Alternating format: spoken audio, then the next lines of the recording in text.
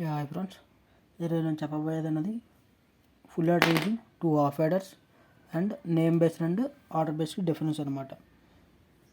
So name based అనేసి అది name మీద డిపెండ్ అయ్యి ఉంది. ఆర్డర్ అనేది మనం ముందు ఎలాగిచ్చామో ఆర్డర్ ప్రకారం అనేది రాయాలి. సో ఇక్కడ మనం చూసుకున్నట్టయితే ఇది ఒక ఫుల్ యాడర్ అంటే మనకి ఎలా ఉంటుంది నార్మల్గా అయితే బ్లాక్ డయాగ్రామ్ అనేది.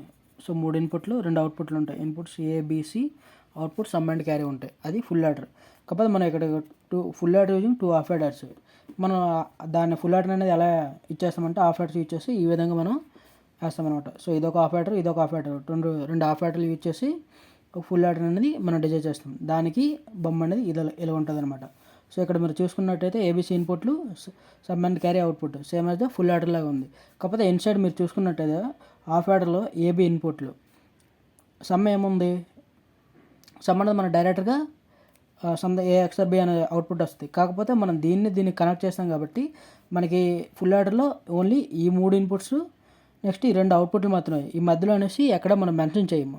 సో అందువల్ల దీన్ని ఒక వైర్ కింద మనం కనెక్ట్ చేస్తాం. ఎందుకంటే దీని నుండి దీనికి పాస్ అవ్వాలి కాబట్టి సో దీన్ని ఒక వైర్ కింద మనం కన్సిడర్ చేసుకుంటాం. సో దీన్ని నెక్స్ట్ డైరెక్ట్ సి ఇన్పుట్ ఇక్కడ ఇస్తాం. ఇక్కడ ఈ హాఫ్ యాడర్ నుండి ఇంకో ఆర్ గేట్ కనెక్ట్ అయింది. ఇది ఆర్ గేట్కి ఏంటంటే ఈ రెండు కలిపి మనకి ఆపరేషన్ బయటకు వస్తుంది అనమాట, క్యారీ ఆపరేషన్ అనేది. సో ఇక్కడ మనం చూసుకున్నట్టయితే ఇది కూడా మనకు ఉండదు, సో ఇది ఉండదు. సో దీన్ని బయట ఏబీసీ కాకుండా ఇంకా ఎక్స్ట్రా లోపల ఏమైనా కనెక్షన్స్ ఉంటే వాటిని డైరెక్ట్గా మనం వైర్ కింద తీసుకుంటాం.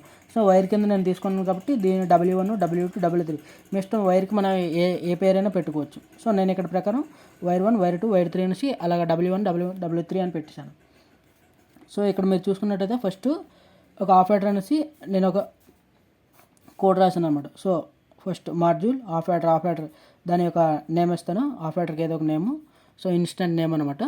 సో ఇన్స్టెంట్ నేమ్లో అందులో చూసుకున్నట్టయితే ఇన్పుట్స్ ఏమి ఏబి అని ఇన్పుట్స్, అవుట్పుట్ ఏమో సమ్ అండ్ క్యారీ. మనకి ఒరిజినల్ హాఫ్ యాడర్ కోడ్ అనేది ఇలా ఉంటుంది అనమాట. Sum and carry, S and sum equal to A XOR B, S and carry equal to A and B. So ఇది half adder యొక్క code.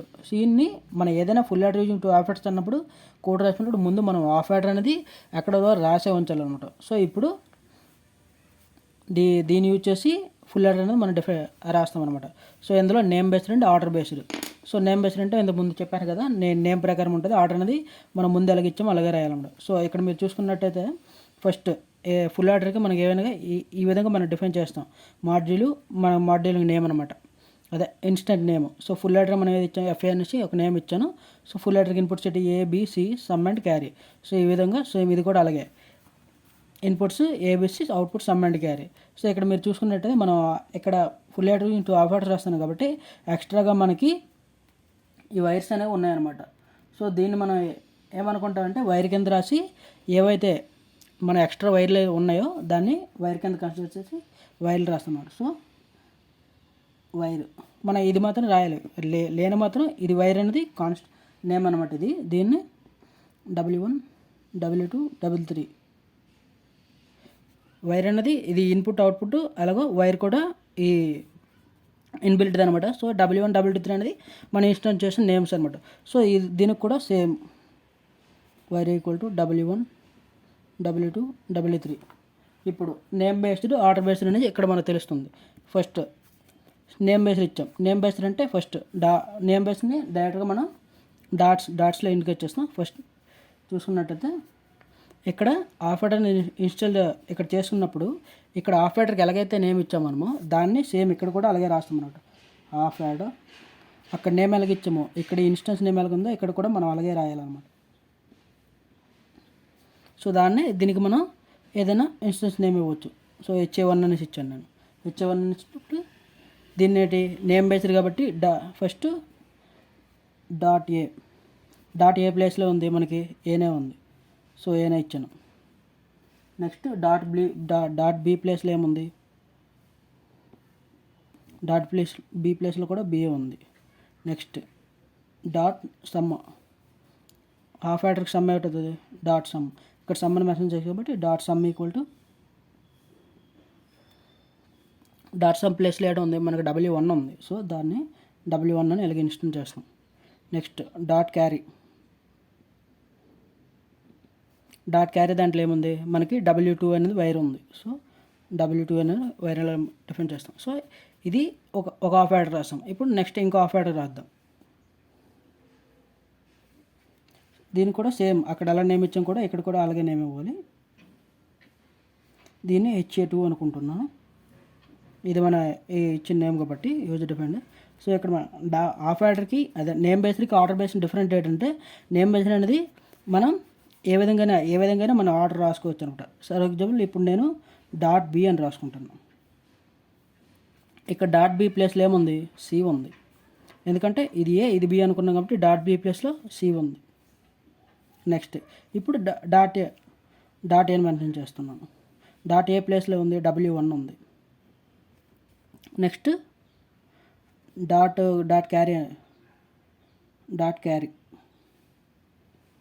Carry ప్లేస్లో ఏముంది, W2 ఉంది. నెక్స్ట్ సమ్ ప్లేస్లో ఉంది. డైరెక్ట్గా అవుట్పుట్ వచ్చేస్తుంది కాబట్టి సమ్మే ఉంది. ఇక్కడ ప్లేస్ సమ్మే ఉంది. సో ఈ విధంగా అనేది మనం మెన్షన్ చేస్తాం అనమాట. రూటెడ్స్ కామెంట్స్ ముఖ్యం. నెక్స్ట్ ఇప్పుడు ఎక్స్టర్నల్గా మనకి ఇంకో బాక్స్ ఉంది. ఈ బాక్స్నే మనం ఆర్ గేట్ కింద తీసుకున్నాం కాబట్టి ఆర్ అనేది ఇన్బిల్ట్గా ఉండదండి. సో ఈ ఇన్బిల్ట్ అనమాట. ఇది డైరెక్ట్గా ఆర్ అనేది అలా ఇన్బిల్ట్ గేటు. నెక్స్ట్ దీనికి ఒక ఇన్స్టెన్స్ నేమ్ ఇస్తాం. సో ఇక్కడ నేనేమి ఇచ్చాను, దీనికి R1 అనుకుంటే సో R1 మన ఇష్టం ఏదైనా నేమ్ ఇచ్చుకోవచ్చు. ఇక్కడ R1 అంటే ఫస్ట్ దీనికి అవుట్పుట్ ఇన్పుట్ అనేసి మనం మెన్షన్ చేయాలి. ఫస్ట్ అవుట్పుట్ ఏముంది, క్యారీ ఉంది. క్యారీ ఇన్పుట్ W2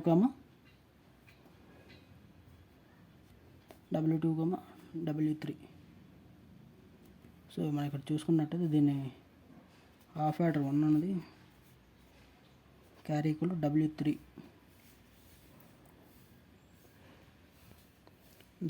రెండు దగ్గర W2 రాస్తాను. సో ఇది హాఫ్ యాడర్ కాబట్టి W3 అని మెన్షన్ చేస్తాను. సో ఈ విధంగా అనేది ఒక నేమ్ ప్రకారం ఇచ్చాం. ఇక్కడ .a ప్లేస్లో ఏముందో అదే మనం ఇక్కడ రాసాం. మనం ఆర్డర్ అనేది చేంజ్ చేసినా అవుట్పుట్ అనేది మనకి వచ్చేస్తుంది అనమాట. నెక్స్ట్ దీన్ని రాసాం కాబట్టి డైరెక్ట్గా మాడ్యూల్ చేసి అండ్ మాడ్యూల్ చేసేయడమే. ఇక్కడ ఏమవుతుంది, హాఫ్ యాడర్ అని కాల్ చేసినప్పుడు ఇదనేది ఈ కోడ్లోకి వెళ్తుంది అనమాట. ఈ కోడ్లోకి వెళ్ళి ఈ ప్రాసెస్ అనేది మొత్తం ఇక్కడ ఏదైతే అసైన్ చేసామో ఆ ప్రాసెస్ మొత్తం ఇక్కడ జరుగుతుంది అనమాట. బ్యాక్గ్రౌండ్లో అక్కడ దాని నుండి కాల్ చేసి ఈ ప్రాసెస్ అనేది జరుగుతుంది అనమాట. మొత్తం దాంతో లింకప్ అయి జరుగుతుంది. నెక్స్ట్ ఆర్డర్ బేస్డ్ అంటే సేమ్ దీనికి ఎలా నేమ్ ఇచ్చాం దీనికి కూడా అలాగే నేమ్ ఇస్తాం. అదే ఏ పేరెట్ కాల్ చేసామో ఆ పేరెట్ ఇక్కడ రాస్తాం. దీనికి కూడా నేను HA1 ఇస్తాను. HA1 అని ఇచ్చాను. ఇక్కడ మీరు చూసుకున్నట్టయితే దీనికి ఆర్డర్ ఎలా ఉందో అలాగే మనం రాయాలన్నమాట. ఫస్ట్ ఇనిషియల్గా ABC సమ్ అండ్ క్యారీ ఇచ్చాము. సో అలాగే మనం రాయాలన్నమాట. ఇన్పుట్ ఏ ఉంది A, next B, output some ఉంది. సమ్ అంటే W1, క్యారీ ఏముంది W3. మీరు చూసుకున్నట్టయితే నేను ఇక్కడ ఏ విధమైన ఆర్డర్ ఉందో ఆ ఆర్డర్ మాత్రమే ఫాలో అయ్యాను. సో నేను అటు ఇటు మార్చిన ఒకవేళ first equal to W1 W3 A, B అని వస్తే అవుట్పుట్ అనేది మనకి ఎర్రర్ త్రో చేస్తుంది అనమాట. దాన్ని నేమ్ బేస్లో మనం రాయొచ్చు, కానీ ఆర్డర్ బేస్లో అనేది కంపల్సరీ మనం ఆర్డర్ అనేది ఫాలో అవ్వాలి. నెక్స్ట్ ఇంకో దానికి మనం రాద్దాం.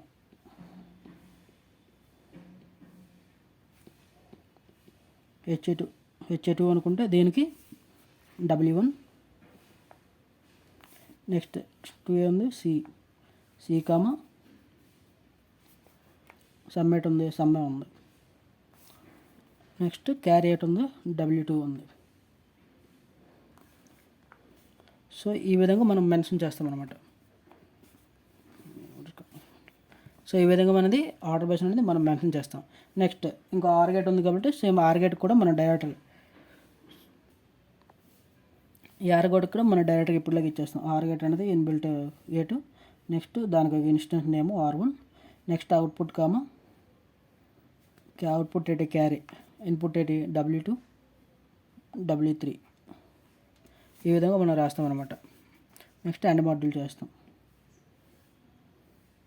ఈ విధంగా మనం చూసుకున్నట్టయితే ఇందులో ఫుల్ యాడర్ 2 హాఫ్ యాడర్స్ వచ్చింది. Next name based order based అనేది కవర్ అయింది అనమాట. ఓకే.